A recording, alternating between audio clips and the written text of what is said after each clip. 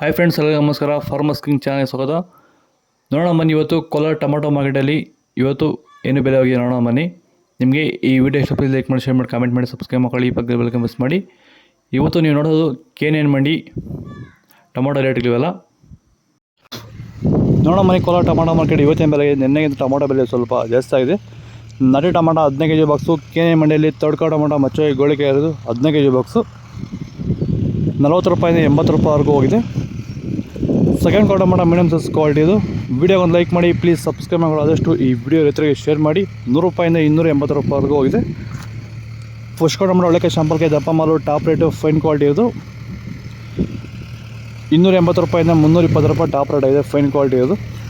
Sir, ಈ ಭೂಮಿಯಲ್ಲಿ ನೀವು ಈ ತೋಟದಲ್ಲಿ ಟೊಮೆಟೊ ತೋಟದಲ್ಲಿ ನೀವು ವಿಲ್ಟನ್ನ ಯಾವ ರೀತಿ ಕಂಟ್ರೋಲ್ ಮಾಡ್ಕೊಂಡಿದ್ದೀರಾ ಸರ್? ಸರ್, ಮುಂಚೆ ಎಲ್ಲ ಇದು ವಿಲ್ಟ್ ಭೂಮಿ ಸರ್.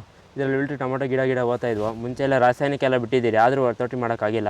ವೈರಿಗೆ ನಮ್ಮ ಪ್ರಾಡಕ್ಟ್ ಬಿಟ್ಕೊಂಡು ವಿಲ್ಟ್ಗೆಲ್ಲ ಸಮಸ್ಯೆ ಕರೆಕ್ಟಾಗಿದೆ. ನಮಗೆ ಬಿಂಗಿ ವೈರಸ್ ಇಲ್ಲ, ಯಾವುದೇ ರೋಗ ಏನೂ ಇಲ್ಲ.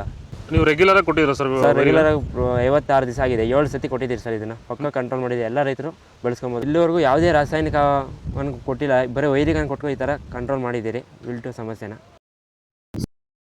ಸೀಡ್ಸು ತಡ್ಕ ಟೊಮಾಟೊ ಮಚ್ಚೆ ಗೋಳಿಕೆ ಇರೋದು 15 kg ಬಾಕ್ಸು 40 ರೂಪಾಯಿಂದ 80 ರೂಪಾಯಿವರೆಗೂ ಹೋಗಿದೆ.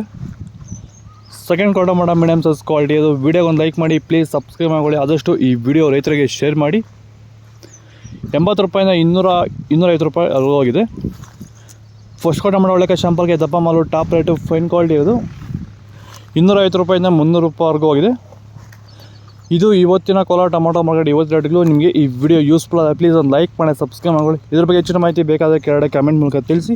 ಆದಷ್ಟು ಈ ವಿಡಿಯೋ ರೈತರಿಗೆ ಶೇರ್ ಮಾಡಿ, ಫಾಲೋ ಮಾಡಿ, ಸಪೋರ್ಟ್ ಮಾಡಿ. ಜೈ ಜವಾನ್ ಜೈ ಕಿಸಾನ್. ಆದಷ್ಟು ಈ ವಿಡಿಯೋ ರೈತರಿಗೆ ಶೇರ್ ಮಾಡಿ.